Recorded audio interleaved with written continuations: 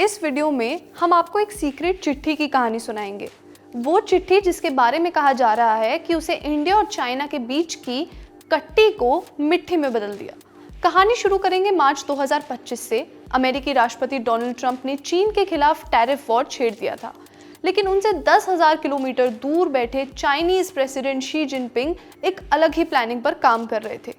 ये plan America को आंख दिखाने, उसे लुभाने या ट्रंप को नोबेल दिलवाने के लिए बिल्कुल भी नहीं था। ये प्लान था अमेरिका के खिलाफ कुछ देशों का ग्रुप बनाने का। उनकी सबसे पहली नज़र गई अपने पड़ोसी भारत पर, क्योंकि चीन जानता था कि अगर उसे एशिया में अपनी पकड़ मजबूत करनी है तो भारत को अपने पाले में करना ज़रूरी है। जिनपिंग ने अपनी कलम उठाई और एक चिट्ठी लिखी, पोस्ट कर दिया। पता था दिल्ली में मौजूद राष्ट्रपति भवन का। ब्लूमबर्ग में छपी एक रिपोर्ट के मुताबिक भारत की राष्ट्रपति द्रौपदी मुर्मू के नाम लिखी इस चिट्ठी में हिदायत की आवाज़ थी। अमेरिका के साथ भारत की ट्रेड डील से चीन को बहुत नुकसान होगा। जिनपिंग के इस खत का मकसद साफ था, भारत से रिश्ते सुधारे जाएं। चीन ने खुद इसकी पहल की थी। इसके लिए उन्होंने अपने एक अधिकारी का भी नाम लिखा जो चीन और भारत की दोस्ती को आगे बढ़ा सकता था। जिनपिंग की चिट्ठी राष्ट्रपति भवन से प्रधानमंत्री कार्यालय भेज दी गई। कुछ ही दिनों बाद बीजिंग ने एक बयान भी जारी किया। उसमें चीन ने भारत के साथ अपने रिश्ते को ड्रैगन एलिफेंट टैंगो कहकर सराहा, मतलब भारत और चीन साथ में नृत्य कर रहे हैं। बाद में चीन के उपराष्ट्रपति हान जिंग भी इसी उपमा का इस्तेमाल करने लगे।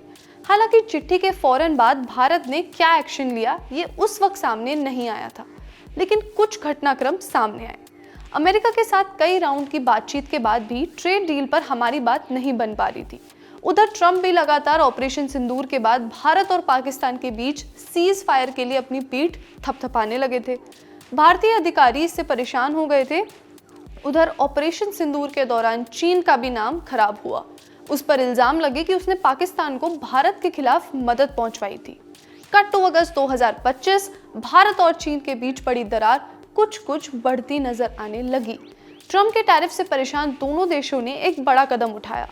2020 में गलवान झड़प के बाद बड़े सीमा विवाद को सुलझाने के लिए दुगनी कोशिश करने पर सहमति जताई, और अब इसी महीने के आखिर में पीएम मोदी 7 साल बाद चीन के दौरे पर जा रहे हैं।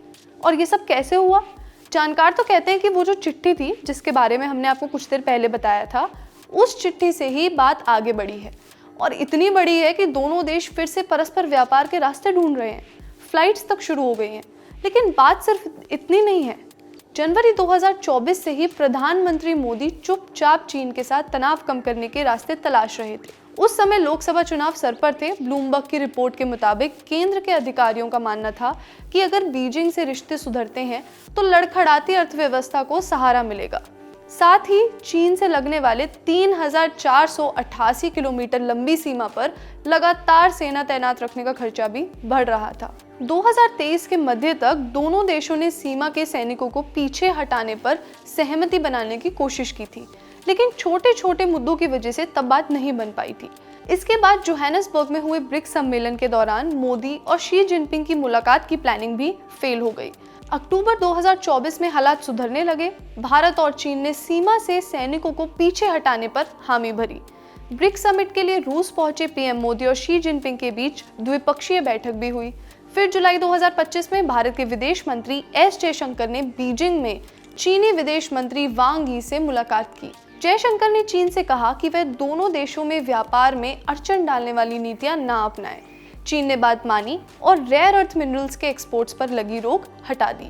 रेयर अर्थ मिनरल्स वाला मामला क्या है, जानने के लिए आप खर्चा पानी का एक पुराना एपिसोड देख सकते हैं। लिंक आपको डिस्क्रिप्शन में मिल जाएगा।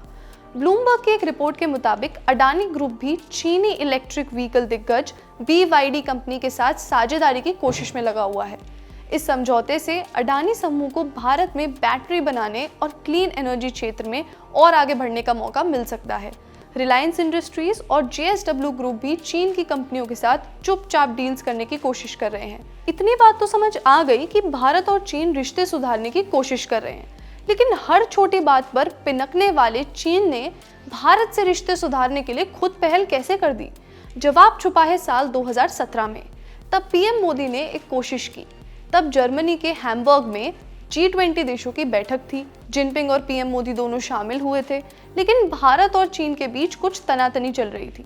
भूटान के पास डोकलाम में दोनों देशों के बीच सीमा पर टकराव हुआ था, लेकिन इस मीटिंग में पीएम मोदी खुद शी जिनपिंग के पास गए, कहा कि ये तनातनी किसी भी देश के लिए अच्छी नहीं है।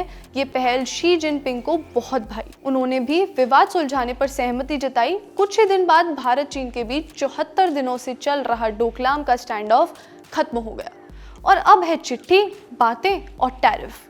देखते हैं आगे क्या होता है। जो भी होगा हम आपको जरूर बताएंगे। ये खबर लिखी थी हमारी साथी निकिता ने। मेरा नाम है श्रुति और देखते रहिए द ललन टॉप।